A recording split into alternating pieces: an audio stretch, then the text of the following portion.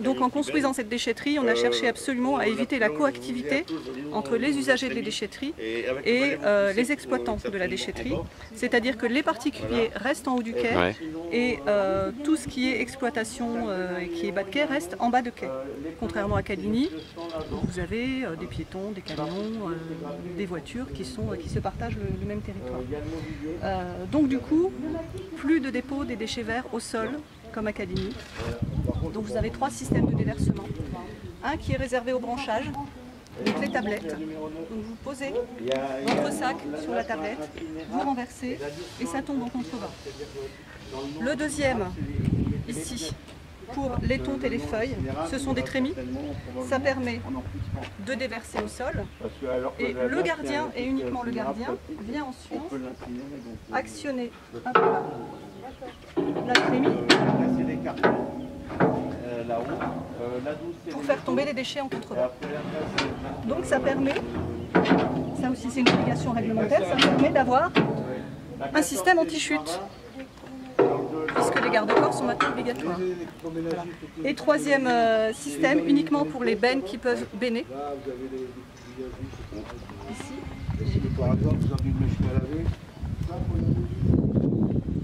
Donc pareil, c'est une barrière qui doit être actionnée uniquement par le gardien. La benne recule, le gardien ouvre la barrière, benne ouverte, benne fermée. Comme à Caligny, vous avez une benne à mobilier, donc tout meuble, quel qu'il soit, à condition qu'il ne puisse pas aller dans le bocal de recyclerie, puisque maintenant on essaye de valoriser aussi l'objet, doit aller dans cette benne, donc qu'il soit en plastique, qu'il soit en bois ou qu'il soit en métal. Si c'est un meuble, il va dans la benne à mobilier. Et vous avez pareil le même principe de tablette. Même tablette, même principe pour toutes les bennes. Hein, et donc ça c'est la mise aux normes un peu quoi. Enfin, c'est ce qui est. Voilà. Et donc toutes les autres déchetteries du secteur vont avoir ça à terme. On va avoir un système similaire ou celui-là. Alors autre nouveauté, on sépare maintenant le bois traité du bois non traité, puisque le bois traité ne peut partir principalement qu'en valorisation énergétique, quand on peut valoriser la matière du bois non traité, en faisant par exemple des panneaux de particules ou d'autres matériaux. Alors les encombrants, on vous demande maintenant de séparer ce qui peut brûler, qui est incinérable et qu'on va valoriser sous forme d'énergie, de ce qui ne peut pas brûler, le non incinérable, qu'on va encore être obligé d'enfouir. Donc l'objectif, c'est de limiter autant que possible la benne de ce qui n'est pas valorisé, c'est-à-dire les encombrants non incinérables. Ça c'est pas nouveau. Ce qui n'est pas nouveau dans les cartons, c'est qu'on vous demande de les plier avant de les mettre dans la benne, parce qu'on veut transporter du carton et pas de l'air. Ce qui est nouveau, c'est que maintenant, vous n'avez plus le choix, puisqu'il y a un capot sur la benne. Donc si on veut que ça passe, il faut avoir... Si on veut que ça passe, il faut avoir plié son carton. D'accord. C'est un effort à fournir pour que ça coûte moins cher. C'est un effort qui était déjà demandé. Voilà, c'est simplement...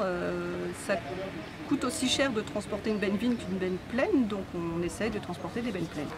Les gravats maintenant sont séparés en trois fractions différentes. Ce qui est vraiment du gravat et ce qui est inerte. Les cailloux, le béton, le parpaing, tout ce qui est plâtre, mais uniquement le plâtre pur, c'est-à-dire les plaques de plâtre, les cloisons de plâtre, les carreaux de plâtre, les sacs de plâtre, qu'on va pouvoir recycler. Et puis, ce qui est un petit peu entre les deux, par exemple des briques couvertes de plâtre, ou bien des plaques de plâtre avec de l'isolant, qu'on ne va pas savoir recycler, mais qui ne sont pas inertes et qui vont donc dans une troisième benne. Donc qu'est-ce qu'on fait des huiles? Donc qu'est-ce qu'on fait des huiles? Les huiles, pourvu qu'on ne mélange pas les huiles de friture et les huiles de vidange, les deux se recyclent. D'accord, donc on les apporte ici, on apporte son huile? On apporte ça, quand on a fait sa vidange, on a son ancien bidon d'huile, qu'on vide ici. On fait attention de ne pas le laisser tomber dans la benne. Donc on vide le bidon d'huile ici et ensuite on a un conteneur pour déposer les bidons vides. D'accord. Pareil pour les huiles de friture, vous avez le petit conteneur bleu qui est uniquement pour les huiles de friture. Alors donc du coup ici on est... Là on est devant le local des déchets toxiques. Donc ça les usagers ne rentrent pas dedans parce que c'est dangereux, donc on dépose ces déchets toxiques dans les caisses palettes qui sont disposées devant et ce sont les gardiens qui vont les ranger. Simplement, quand on mélange un acide et une base, ça peut être explosif. Donc on demande de mettre les acides à part et les autres déchets toxiques dans les autres caisses. D'accord. Donc là c'est écran, informatique, oui, on en a tous un peu. Tout ce qui fonctionne à l'électricité en fait. Tout ce qui fonctionne à l'électricité doit arriver en déchetterie. Donc vous avez un tri qui est demandé, donc les écrans, le petit électroménager, l'informatique et le gros électroménager. Donc par contre, l'électroménager qui fonctionne encore ou le meuble qui est encore en état de servir, on ne les met pas dans les bennes à déchets, on le pose ici devant le local de la recyclerie, ce qui permettra de le remettre en état, de le revendre à moindre coût et par la même occasion de favoriser l'emploi local puisque il y a des emplois aidés à la clé. Et alors c'est quelle recyclerie du coup? Alors à Messé, ça sera les Fourmis Vertes qui vont bientôt ouvrir en septembre leur boutique.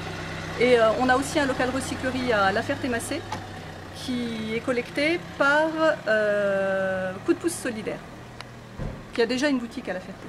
Alors, sous cet abri, vous avez tous les petits contenants pour les petits flux. Donc, vous avez par exemple le conteneur à livres pour les livres. Vous avez les conteneurs à piles. Vous allez avoir bientôt, maintenant la livraison des conteneurs à néon et à lampe, les cartouches d'encre, etc. Donc, tout ça est collecté sous cet abri pour être valorisé. Donc, les particuliers ont leur entrée et leur sortie. Les professionnels entrent et sortent par le pont bascule et ils doivent saisir sur la petite machine, donc ils passent leur carte devant le lecteur et ils doivent saisir eux-mêmes la nature du déchet qu'ils apportent. Ouais, ça c'est pour les professionnels évidemment. Ouais. Et donc ils doivent peser finalement leur... Donc, ils passent sur le pont bascule, c'est pesé automatiquement. Ils saisissent le déchet qu'ils apportent, ça leur sort un petit ticket que le gardien vient vérifier pour être sûr que ça soit bien, qu'ils aient bien déclaré ce qu'ils apportaient. Et en ressortant, ils sont pesés aussi, ils se réidentifient et donc par différence entre la première et la deuxième pesée, on connaît le poids de ce qu'ils ont apporté.